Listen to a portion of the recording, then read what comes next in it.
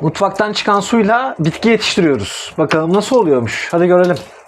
Lavabonun içerisinde bir sürü atık oluyor. Yağ oluyor, bulaşık deterjanı oluyor, bulaşık makinesinin deterjanı oluyor. Ama bu su nereye gidiyor? Bizim bostana gidiyor. Peki nasıl gidiyor? Bostana gittiğinde temiz olması lazım. Dolayısıyla bir filtreleme yöntemimiz var. İlk bölümde bunun hazırlığını yapmıştık. Şimdi filtreleme sistemini tamamlıyoruz ve akışı beraber görüyoruz. Buradan yıkadığımız her şeyin suyu bize sebze meyve olarak geri dönecek. Nasıl dönecek? Hadi gidiyoruz. Şu eldivenleri alayım.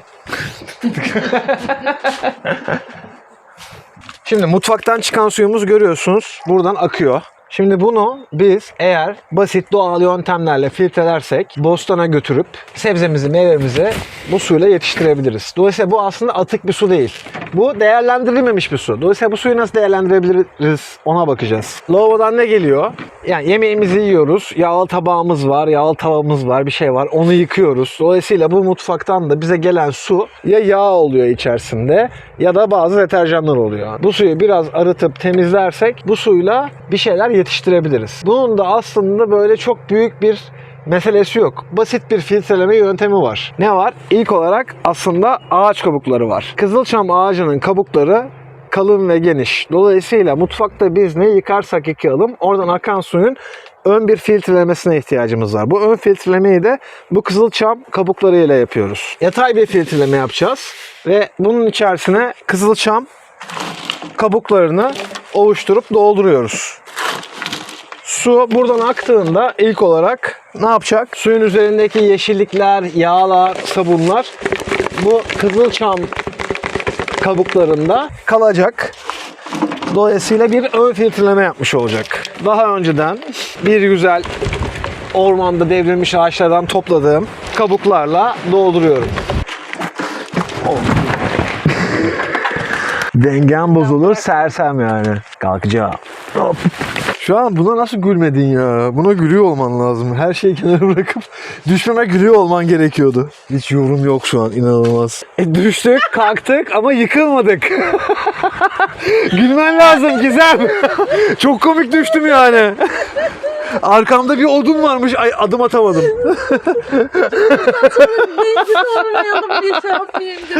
Hiç önemli değil şu an. Bence çok komik düşmem. İçini doldurduk. Ağzına kadar da buraya doldurduk. Şimdi bunu buraya yerleştiriyoruz. İlk filtremiz bu olacak. Su mutfaktan geldiği zaman ağaç kabuklarında hala düşmenin travmasıyla yaşıyoruz. Gel buraya. Aferin sana. Ya sen neye havlıyorsun ya? Bruno, kardeş o. Neyse, bazı kaotik haller olabiliyor köyde. 3 insan 3 köpek yaşamanın verdiği dezavantaj mı avantaj mı bilmiyorum ama yine de aşağıda bir şeyler oluyor. Neyse, siz onları duymuyorsunuz. Önemli değil. İlk filtrelerimizi yaptık. Evet, mutfaktan geliyor. Ben düşmüyorsam eğer, köpekler de herhangi bir ineğe saldırmıyorsa şu an problem yok demektir. Su geldiğinde ve ana malzeme olarak kullandığımız ağaç kabuklarından arınacak. Neyi arındıracağız? Yağı, sabunu arındıracağız. Ama bunu bir ince daha filtreden geçirmemiz lazım.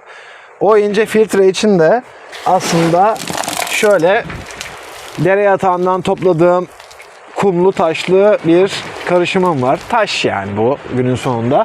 Biraz da içinde kum var. İkinci boruyu da onunla doldurduk. Şu büyük boru onun için epey ağır. Dolayısıyla bu da taş ve kumla dolu. Uzun bir boru. Su aktıktan sonra dolayısıyla burada yeni bir yoğunluk yaşayacak. O yüzden ikinci aşama olarak buraya bunu takmam gerekiyor.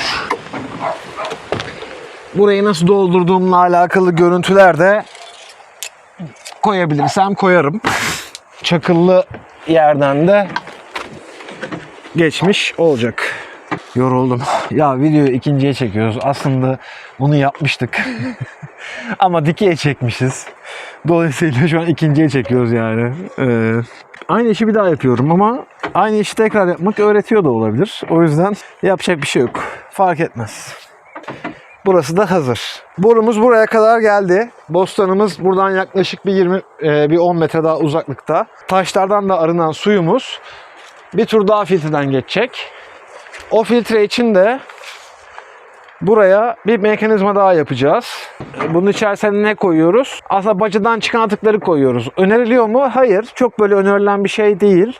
Ama bitkilerin aslında çimlenmesi için bizim için yeterli. Şimdi bostanı göstereceğim birazdan. İçine ne koyduğumuzu da göstereyim.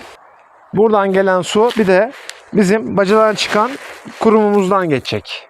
Dolayısıyla bu da karbon filtreyi yapacak. Aslında burada kömür kullanmak daha mantıklı. Farklı karbon filtreler de var. Ama deniyoruz. Yani mümkün olduğunca burası imkansızlar atölyesi olduğu için ve elimizdeki malzeme neyse onu kullandığımız için bacadan çıkan kurumları kullanacağız. Bu filtreyi daha iyi hale getirmek için hem de yazın daha keyifli böyle barbekü yapmak için kendi odun kömürümüzü yapacağız. Bu sene yaptığımız budamadan kalan ağaçlarla bir odun kömürü yapma deneyimiz olacak. Ama ona kadar, yani o döneme kadar mevcut elimizdeki malzemeyi kullanacağız. Bu borunun içini de bu malzemeyle doldurduk. Yani bu malzemede bacalarımızı, borularımızı temizlediğimiz malzeme. İçi bununla dolu. Dolayısıyla son filtremiz de bu. Üçüncü filtreden geçtikten sonra artık buradan bostana giden besini bence gönül rahatlığıyla yiyebiliriz. Ama bunu ölçeriz. Yani bir bakarız şeyine, suyun kalitesine. Yani ne kadar kalitesi olursa olsun ya, her şey doğal ve doğal yöntemler ilerliyor. Dolayısıyla bence hiçbir problem olmayacak. Bunu da böyle yerleştirdiğimizde böyle olmadı. Girişine de kurumumuzu koyduk. Şimdi sistemimiz hazır. Nereye gidiyor bu su? Böyle gelebilir misin?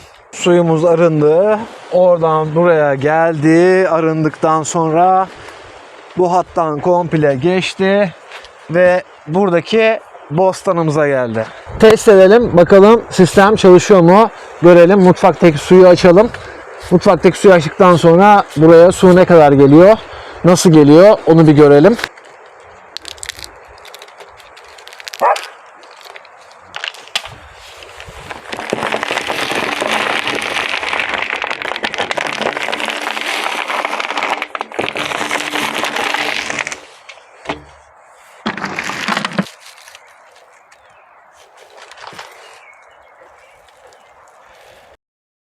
Mutfakta kullandığımız su aslında filtrelerini tertemiz bir şekilde bitkilerimizi yetiştirdiğimiz bostana gelmiş oluyor. Çöpe gidecek bir suyla aslında üretim yapma fırsatı oluyor.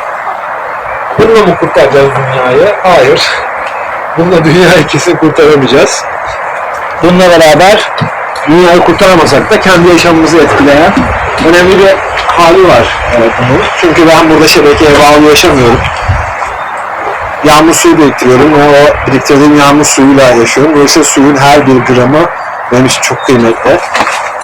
Tam da bu hikayede o suyun hiçbirinin atık olmaması gerekiyor benim için ki dolayısıyla yaşamımı daha rahat sürdürebileyim. Böyle bir deneyim paylaşmak istedim sizlerle. Öpüyorum sizi. Kendinize iyi bakın. Sonraki bölümde kırsal yaşamdaki bu soruyla alakalı başka hikayeleri kanalda bulabilirsiniz. Abone olun, takip edin, yorum yapın. Seviyorum sizi. Bay bay.